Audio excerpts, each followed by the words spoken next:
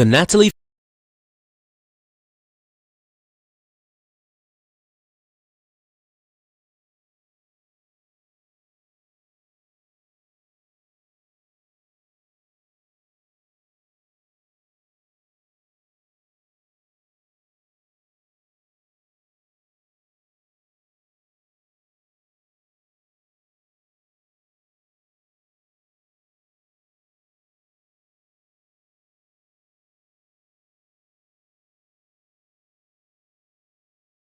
Good evening to you and welcome to another all-exciting episode of the Natalie Show. I hope you've had a wonderful week, and as I always say, it's great to bring you conversations that matter here on the Natalie Show on GHOne TV. Now tonight I'm in conversation with an iconic woman who is the first female neurosurgeon in the country. The first female neurosurgeon in Ghana who's working with the Kolebu Teaching Hospital. She initially had dreams as a young girl of becoming a pilot, and somewhere along the line, her course changed to medicine. She sits with me tonight to tell me all about her journey, her challenges, fears, and even aspirations. That's tonight on the Natalie Show. Dr. Mabel Banson, welcome. Thank you. It's a pleasure to have you. Pleasure to be here. How's life? How are you? I'd say I'm fine. Fine? Things are cool. What's that? What's the shrug? Well, so generally I'd say that life has been good. I've been able to achieve what I set out to do, and that is becoming a neurosurgeon. Time, well, the shrug is probably because of the time it took. There were some issues along the way, and that's a bit with the Ghanaian system, but I've gotten here. I have good family support. I have what I want to be. There's still more to do, but I'm okay. I'd say I'm okay. And for those who don't really understand what a neurosurgeon is, just tell me briefly what your work entails. So basically a neurosurgeon is someone who operates on the brain and spine. By operating on the brain, it's like you've identified a particular problem, be it a clot, an infection, tumor are growth that occur in the brain and spine. It can occur anywhere in the body, but this one I'm referring to, that of neurosurgery. Okay. Yeah, so brain and spine, you identify it through tests and things, but before even tests, just talking to the person, examining the person, you're able to pick up what it is. You do your imaging and then you kind of find your diagnosis. You go and remove it, person is better. And that's pretty much what it is. Yeah, it fulfills you. You say you set out, you've achieved so far what you set out to achieve, and that's to become a neurosurgeon. At what point in your life did you make that decision? The final decision? Yes, to become one. I guess it was a transition, more or less. It wasn't that straightforward. So joining medical school, I just wanted to be a doctor, all right. But whilst we went through, I became interested in I became kind of interested in the brain and the spine and its complex nature, the fact that it controls the whole body, and what led to that interest? Yeah, learning about it more or less in medical school. But at the time we had limited contact with the actual working of becoming a neurosurgeon and all that, so I put my interest kind of on a slow hold.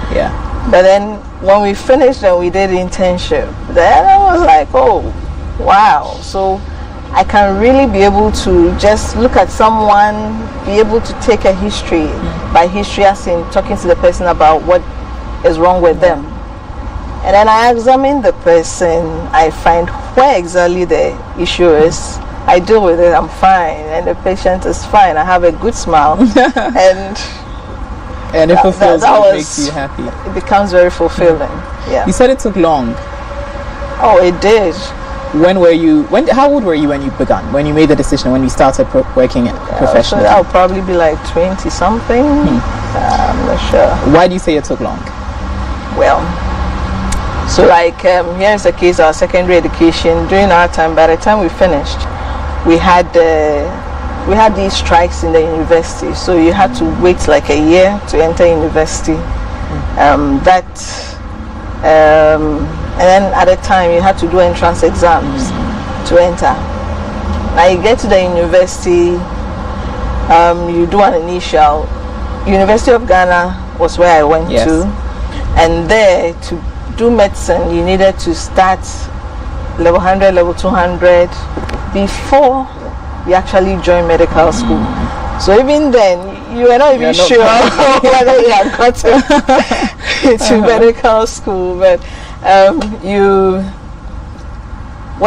that delayed a bit. Now our medical school training took 7.5 years. Now thank God it's 6 years. So how old were you when you were done? Do I remember? You know, I didn't keep track of it, but I'll have to calculate, I guess. So that was like in 2004 thereabouts. 2004. You feel like it slowed down other things in your life? Not really. No? They were all working in tandem, so it wasn't. I didn't think it slowed down anything in my life. No, it didn't. Actually, probably enhanced it, because sometimes it's all about what you plan you want to do and then how you want to go about it. So once you've planned it and you set out your goal, you work towards it, more or less. So it all worked out in time. So how about your childhood? What sort of an upbringing did you have? I won't say it was fun, but we had bits of fun. We had bits of everything. So here is a case. We are from an average family. By average, what did your parents do professionally? So my mom is an entrepreneur, and then my father is a building contractor. So they kind of supported us as we're growing in terms of anything education. They were pro education. So you don't go to school and it's like a big thing for them. But going through, I guess they were the main force behind us going to school and making it. And childhood wise, you said you had bits of fun. Well, I grew up with a lot of the extended family. So we initially stayed in our grandma's house. So all the cousins and things were there. That sounds fun. Oh, it was fun. Did you enjoy it? You see, those times I was the reserved, the introvert, I was the boring type. You were boring. Yeah, I am boring. So you are boring. That's what I taught myself to be. Is that what you still think yourself to be? I don't know. You don't know? I am not sure. You aren't sure. So having so many people around you, that was what made it fun. That was what made it fun. We had a lot of activities to do. We had a lot of contributions, different ideas when you needed it and all that. So initially was your grandmother's house, eventually? No, we are now. So we moved to our own family house, but at that time we're a bit grown. We had started going to school, so we're really not at home. We only come home during vacations, and then that was it. We're mainly females.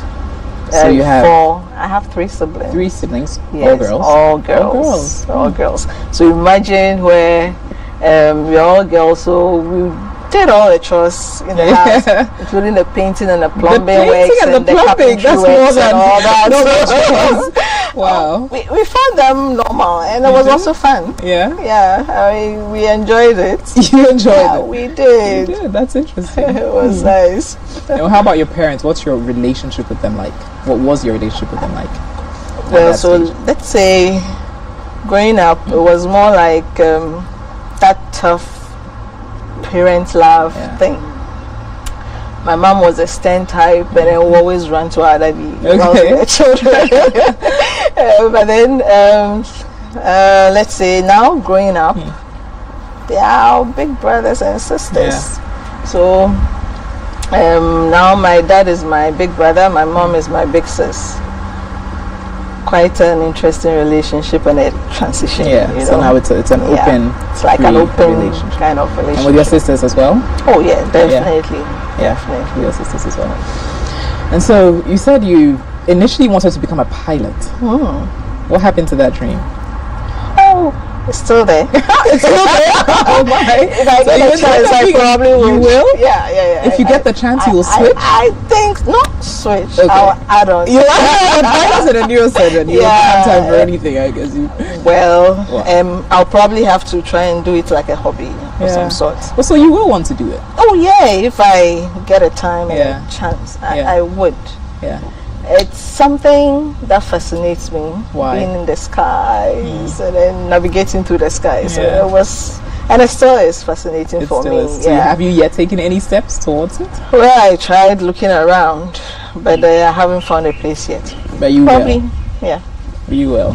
That's. I think that's beautiful. I think it's lovely to see people who have achieved great feats on, but still have such Something bold aspirations. I think it's very beautiful. That would be like a hobby. I Yeah, you guess. should do it. I'm rooting for you. So your professional work, you're not currently with the Kolebu Teaching Hospital. Yeah. Is that your first organized hospital that you've worked with in this capacity as a neurosurgeon? As a neurosurgeon, yeah. Yes. Yeah. What was that like? What was that journey like? If you recall the first day of work, what was it like, if you remember? First day Or of work. the beginning of work? That would be difficult. Here, the reason being that my training was in Kolebu, so Got it. Makes sense. I wouldn't know how to answer that one. But what was it like when you began working professionally as a neurosurgeon? It wasn't that different from what I was used to. So the only thing was people now you realize that people are now looking at you differently with different expectations. And well, for me, it was the same thing that I needed to go through, and then what I've been told and trained to do that I was moving through. So. And when you hear you're the first female neurosurgeon in Ghana, that's quite a big deal. How does that? I didn't appreciate that until I finished. For me, going through the training and the program was me. I want to be a neurosurgeon, so I finished. And did you think about gender in any way along the way? No. I didn't even feel like there was that gender difference or anything at work. Workplace, it was about what you can do and what you can achieve, you see. So that gender difference wasn't really showing. And I didn't appreciate all those things until actually I finished. And then the thing about first female, and I was like, oh wow, this is really something. That's a big deal. I didn't know. You didn't. You didn't. Now I'm trying to appreciate it. Trying to. Trying to. I mean, I guess you put more focus on the task at hand. It's not really about the titles and all the achievements. It's just about the task. Yes? Yeah. What's your best and worst day at work been? I guess most people will allude to the fact that when you've treated someone and the person comes with a smile, it's really lovely. Like one instance we had a patient, a female. She's had an accident. She comes and we operate. She broke her neck. So when we operated on her, the next day we had to get her out of bed. Here is someone who, because of the injury, has been bedridden, and all she does probably is lie down and look at the skies. Then by the next day after surgery, you get I remember that day because when I was trying to get her out of bed, she's like, oh, I'm sore and I'm tired, and it's like, oh, you let me get you out. and then tell me what you feel. Oh. All right, so I managed to coerce her and get her sitting up, and then she sat up. She was by the window too, so she sat up, and then she looks outside the window and is like, oh wow. So you can imagine, with a very big smile, and that is satisfying. You see, that would be such a it is really satisfying. And I guess this happened to be one of those early cases that I was really part of. Then talk of worst days, we have cases that you just can't do anything about. Cancers, and then those tumors or growth that are in places where you can't really access much, such that you have to break somehow bad news to the patient, telling the patient that really you have just a limited time on this earth, and that sometimes it doesn't go down well sometimes, but you have to. How do you break the news?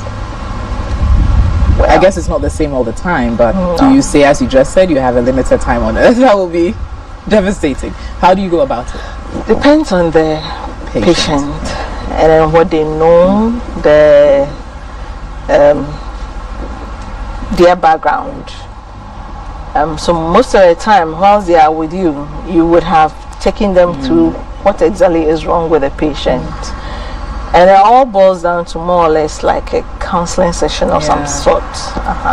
So there is a general process, but you get to know what they know. You let them know what is actually at stake.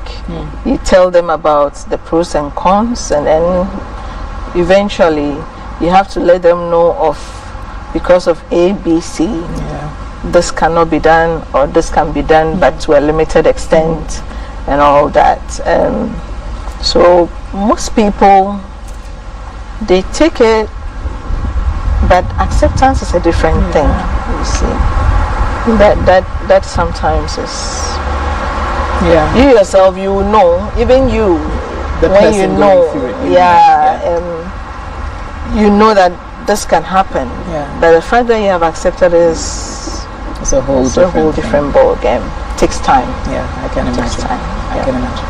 How does this affect you in your personal life? Because you're dealing with humans so closely, right? We all deal with humans, in most of us in our professions, but you're dealing with them so closely. It's combining, like you said, a bit of counseling, of course, medicine and medical expertise, a bit of counseling, a bit of coaching. It's so many different skills that you're combining, I presume. I guess so.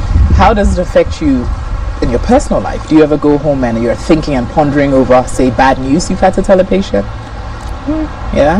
That sometimes happens. Sometimes you're actually sleeping, and then you wake up planning on what you are going to do for a particular patient who is critically ill or something, and I guess that one becomes more personal. But I try not to let that affect the people around me. So I relate to them by my relation with them, and not work. Does it get difficult for you? No? I think it comes natural. Okay. Wow. What made for this? So do you ever feel like you need some coaching or counseling yourself at certain stages? No. I haven't felt so. I'm told I need sometimes, but I haven't felt it. But based on what is happening around me, people are like, oh, probably you should get some sort of counseling. But I guess that is because the support around me is quite good. Yes, my senior colleagues and colleagues give me that needed support when I need it at work. And then when I come home, my family is also there to give me that support. So I don't really think so much about those that makes issues. sense. You've got a strong support system. That the support system is good for me. And that is what has pushed me through. Without that, I don't think you don't. I would have made it. I wouldn't have. You wouldn't have? I don't think so. It would, well, if I still wanted, I guess it would have been much more challenging than it was. But they made it very smooth. I didn't even feel like I was stressed or anything. That's beautiful. That's important. Now, it's a demanding profession. Is it a demanding profession? That's what I've been told.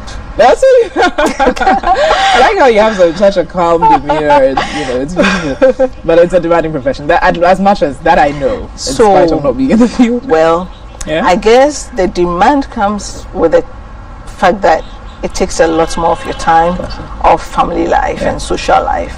Yeah. So you become more like antisocial. Yes. And time really, you start early, you close late. Your surgeries, even during the time of surgery, once you enter a particular surgery, it can average time 4 hours, but it can be as short as 30 minutes or as long as 20 hours or more, you see. And sometimes whilst you are at it, calls come through, you can't pick. People get frustrated calling you, and I called you and I didn't pick. All those things. So it is demanding, but it's how you look at it. To me, this is someone's life there. If I am sick and I'm lying there, I want to be treated as this. So to say that I'm leaving to go for a function when there's someone there who needs me, that is very difficult. It would be very difficult to do that. I don't think I can even think about it. You can't do that. And you say it takes some form of a toll on your domestic and social life. So what's your domestic life like? Then we'll move to your social life. Domestic, really, it's attending to family. Social events, I hardly am able to go. But when I have some time, I make sure that I give them as much family time as I can get.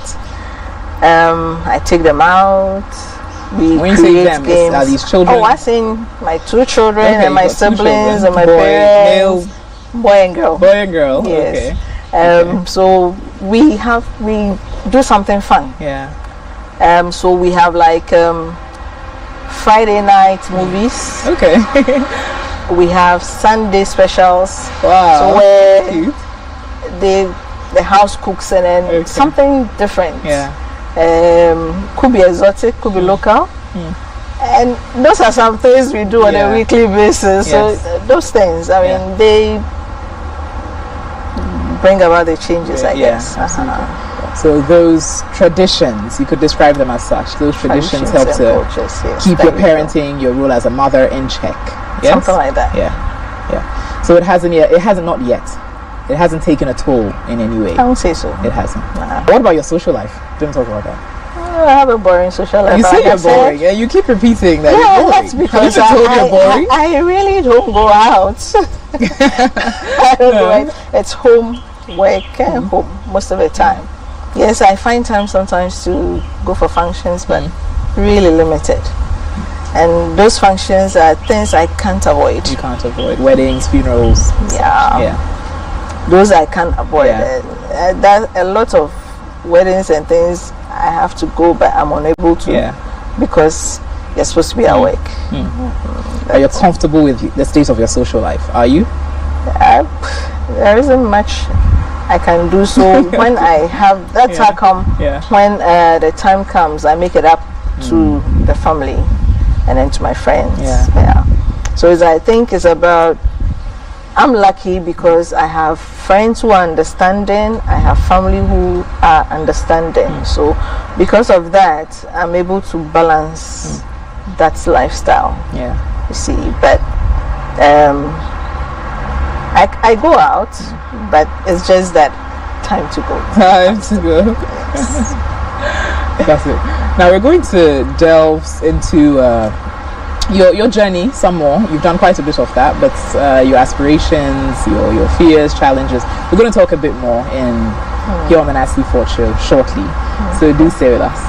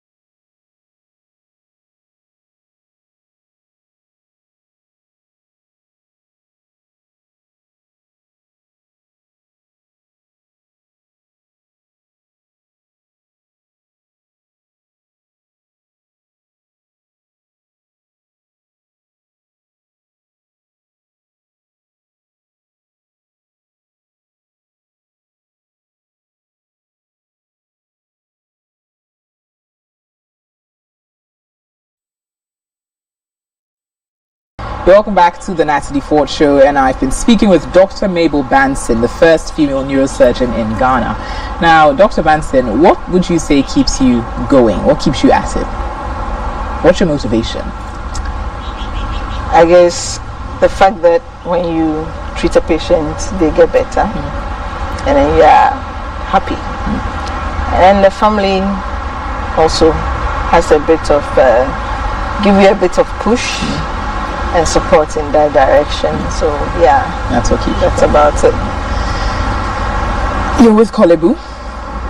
We hear all sorts of things, positive and negative, more so negative, but with regards to Ghana's healthcare system, right? Yeah. I just want to know from you, working in this space, what are the observations you've made and the things that could be improved upon in your view? Right.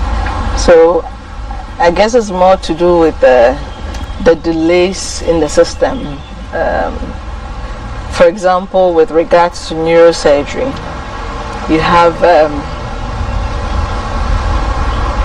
mainly few places where you can access neurosurgical care.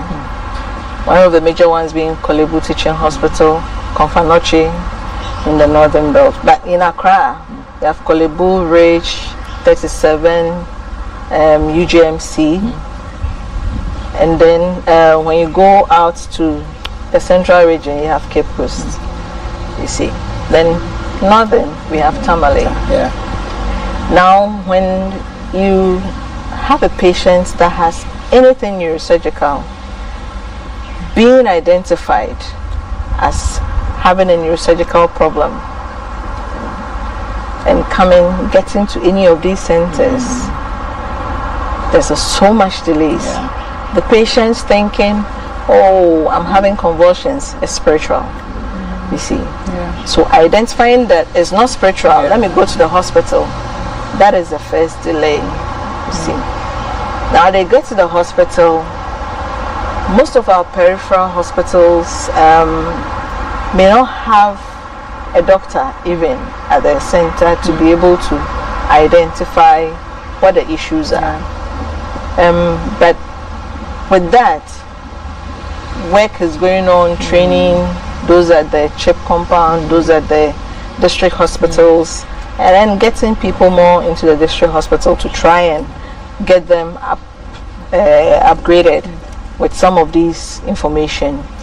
And then now there's this what we call CPDs, continuous professional development seminars that go on yearly. So they have been helping in improving on that aspect. But then comes your transport systems to the various places. Let's say you are somewhere in one of the villages I used to be, Jakobu, Amansia Central. I don't know if you've been there. I have not been there. I haven't. So it's in the Amansia Central district. Yes. It's where it is. Luckily, to get to Kumasi, it's about an hour and a half journey. But before you get even a car to move there, if you don't have an ambulance, that's a different issue. To get there becomes a problem. But once you get there, you are attended to. Then comes the bed issues. Yeah. Neurosurgery, for example, we are limited in Kolebu. We are limited to bed space, intensive care space, and a lot of things, a lot of logistic issues. But that is not something I'm going to go into. And it's one of the things that we are trying to see if we can get a neurosurgical center of excellence that would really be helpful. And then, of course, it's not just a center. It should come with trained personnel and equipment that are needed for the space. So if we get a center of excellence for neurosurgery, that would be great. That would be great. I guess this goes for all the specialties that are around. Having centers for yes. Previously, we used to do the general practice kind of thing, where everyone does everything. But now we are moving into subspecialties and things. For example, I finished with the neurosurgical program, but there are subspecialties that I am still going to go for. You see, and those specialize in pediatric surgery specifically. Yeah. Those specialize in accidents, so we call that trauma. And that's just specific neurotrauma. Those specialize in tumors, those specialize in spine. So you see, even in neurosurgery, you have those. So that is where we should be working towards, not just the basic primary health care that we used to do. It's good. We haven't kind of overcome the problems of the primary health care, but then we have to try and transition to the other places as well. I guess those are some of the things I have seen. Yeah, that makes a lot of sense.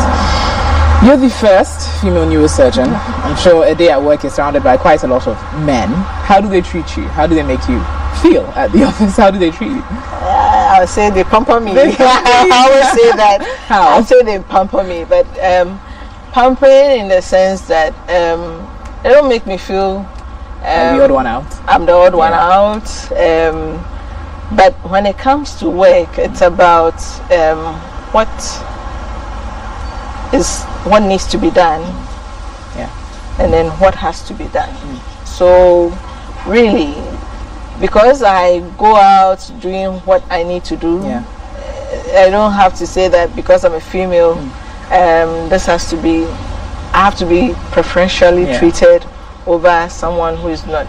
You are treated by merit, and then by your output and the services you give. So really, it doesn't. You get the work done. It's a work. You get it done, and then you move on. And that's the gender thing really doesn't play in our environment. And they are really supportive, but I wouldn't think it's because I am a female. No, it's because we get the work going, and they treat my colleagues similarly. So, and that's what it should be. It's that about is really what getting it the should work done. be. I don't think it should be different. So there's many females, many young women who I'm sure are interested in taking up a career in this field. What will you tell them? Well, there's nothing that when you put your mind to, you can do. Yeah. There might be challenges, of course, but I see challenges as things that you need to overcome and find solutions to and move on. But generally, when you plan ahead with a goal set at the end, you practice, you have good discipline, good time management, prioritization. You'll get it. You sail through usually. You usually can't go wrong when you have those things. And the opportunities and challenges, depending on how on your outlook. There's somewhat a misconception. I don't know how widespread, but I have heard it here and there that women who are interested in, say, hair and makeup and fashion, their place is not in the medical field or science or neurosurgery. Is it true? I wouldn't say it's true. No, I don't think so. Just that usually when you come to the hospital setting and you see a female surgeon, you won't see them in all their years, because inside theater you are changing scraps.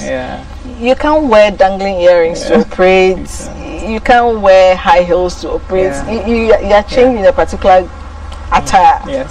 But outside, we really go out. We have fun. High heels and makeups. I don't like makeups personally. What don't you like about it? Well, I find that it's sticky. I think I was saying something. It's sticky a bit, and it's uncomfortable for me. And then when you wipe your face, the fact that you get something in the tissue, it is something from me. So that's just me. But a lot of people do makeup. I think that is really a misconception. That's a misconception. You can still be fun, beautiful, and still be a medical practitioner. Okay, so that's cleared. Now, finally, as we round up, what do you like most about yourself, and what do you dislike most about yourself? What do I like? I say the fact that I like to engage people when the time is Right. Yeah. and then solve people's problems. I think that aspect is something I probably like. What don't I like? More to do with the fact that sometimes I just feel like I need to be reserved. Nowadays I don't see much of that anyway, because I need to work and things, but I guess that's basically what you don't like, being a bit somewhat reserved. Yeah. Wow. You said you engage when the time is right, so I guess it all works. So what's next for Dr. Mabel Fancy, apart from becoming a pilot? Oh yeah. So I'm going to do my fellowship. Okay. And skull base neuro endoscopy mainly. And that means that you attend to cases that have problems at the base of the brain, you see, where the brain actually sits on the skull bone. See, you can have tumors at those places, and I like to attend to those ones, but not just the open one, but more go with the, for want of a better word, telescopes. We call them endoscopes. Okay. It's like small telescopes you use to go and effect treatment, more or less. So technical, but very exciting. Dr. Benson, it's been an absolute pleasure having you. And you do say you're reserved. You describe yourself as boring, but I will say I like the very relaxed, calm nature with which you seem to approach things. But still, as you put it, getting the work done. And you've clearly gotten the work done, because you're the first female neurosurgeon in Ghana. And that's a big deal. So thank you for speaking with me here on the Natalie Fort Show. We've got our game segment, Fantastic, next. Stay with us.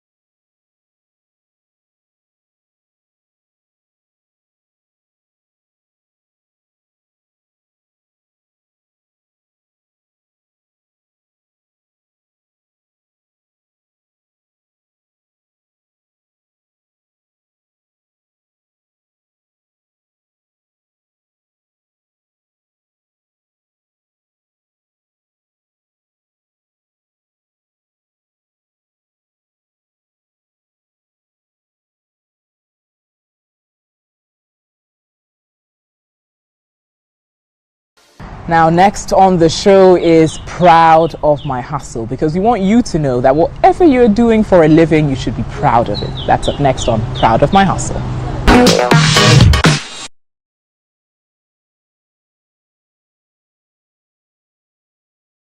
Emmanuel, I'm a foreigner here. I'm from Lagos, Nigeria precise. I started this a long time ago in Nigeria. I'll be able to teach a lot of people concerning the work. At least as at now, I can boast of 8 workers.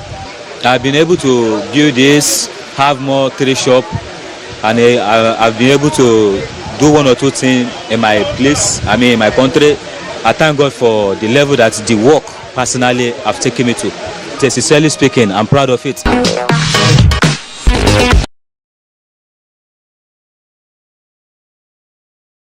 Bringing you the Natalie Fort Show. Now, what I want to leave with you tonight is, just like Dr. Mabel Banson, in your field of work, don't get overly obsessed with positions and accolades and titles.